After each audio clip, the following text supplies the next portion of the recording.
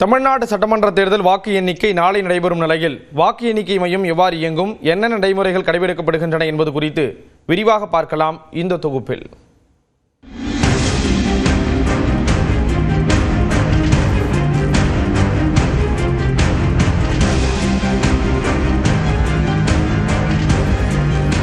தமிழ்நாடு சட்டப்பேரவைக்கு கடந்த மாதம் 23ஆம் தேதி தேர்தல் நடைபெற்ற நிலையில் நாளை வாக்கு எண்ணிக்கை நடைபெறுகிறது.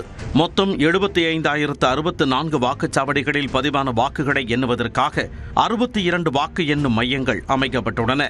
மின்னணு வாக்குப்பதிவு இயந்திரங்களில் பதிவான வாக்குகளை எண்ணுவதற்காக தொகுதி 1 வீதம் 234 வாக்கு எண்ணும் அறைகளும், தபால் மற்றும் மின்னணு முறையில் அனுப்பப்பட்ட தபால் வாக்குகளை எண்ணுவதற்கு அதே வளாகங்களில் கூடுதலாக 240 அறைகளும் அமைக்கப்பட்டுள்ளன. வாக்குகள் எண்ணிக்கைக்காக மொத்தம் 3,324 மேஜைகள் அமைக்கப்பட்டுள்ள நிலையில் ஒரு மேஜைக்கு தலா ஒரு மேற்பார்வையாளர், நுண் பார்வையாளர், உதவியாளர், கணினி பதிவாளர் ஆகிய 4 பேர் என்ற அடிப்படையில் ஒட்டுமொத்தமாக 15,000ற்கு மேற்பட்ட ஊழியர்கள் வாக்கு எண்ணும் பணியில் ஈடுபட உள்ளனர்.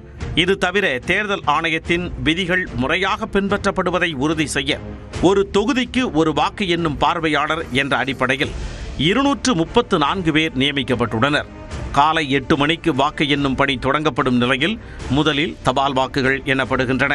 ஒவ்வொரு 500 தபால் வாக்குகளுக்கும் ஒரு மேஜை என பிரிக்கப்பட்டு 1135 கூடுதல் உதவி தேர்தல் நடத்தும் அலுவலர்கள் மூலம் வாக்குகள் எண்ணப்படுகின்றன.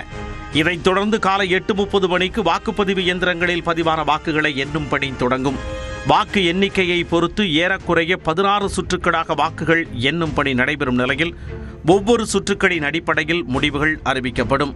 அதே நேரம் கடைசி சுற்றுக்கு முன்பாக தபால் வாக்குகள் முழுமையாக எண்ணப்பட்டு முடிவுகள் அறிவிக்கப்பட வேண்டும். இல்லையெனில் கடைசி சுற்று வாக்கு எண்ணிக்கை நிறுத்தப்பட்டு தபால் வாக்கு முடிவுகள் அறிவிக்கப்பட்ட பின் மீண்டும் வாக்கு எண்ணும் பணி தொடங்கப்பட்டு இறுதி முடிவுகள் வெளியிடப்படும். வாக்கு எண்ணும் மையங்களில் 3 அடுக்கு பாதுகாப்பு ஏற்பாடுகள் செய்யப்பட்டுள்ளன. முதல் அடுக்கில் வாக்கு எண்ணும் அறைகள் மற்றும் மின்னணு வாக்குப்பதிவு இயந்திர பாதுகாப்பு அறைகளின் முன் மத்திய பாதுகாப்பு படையினர் நிறுத்தப்பட்டுள்ளனர். 2வது அடுக்கில் தமிழ்நாடு காவல்துறையினரும், மையத்தின் 100 மீட்டர் சுற்றளவில் 3வது அடுக்கில் ஆயுதப்படையினரும் நிறுத்தப்பட்டுள்ளனர். QR கோடு மற்றும் புகைப்படத்துடன் கூடிய தேர்தல் ஆணையத்தின் அடையாள அட்டை வைத்திருப்பவர்கள் மட்டுமே வாக்கு எண்ணும் மையத்திற்குள் அனுமதிக்கப்படுவார்கள் எனவும் வேறு யாருக்கும் அனுமதி இல்லை எனவும் தெரிவிக்கப்பட்டுள்ளது.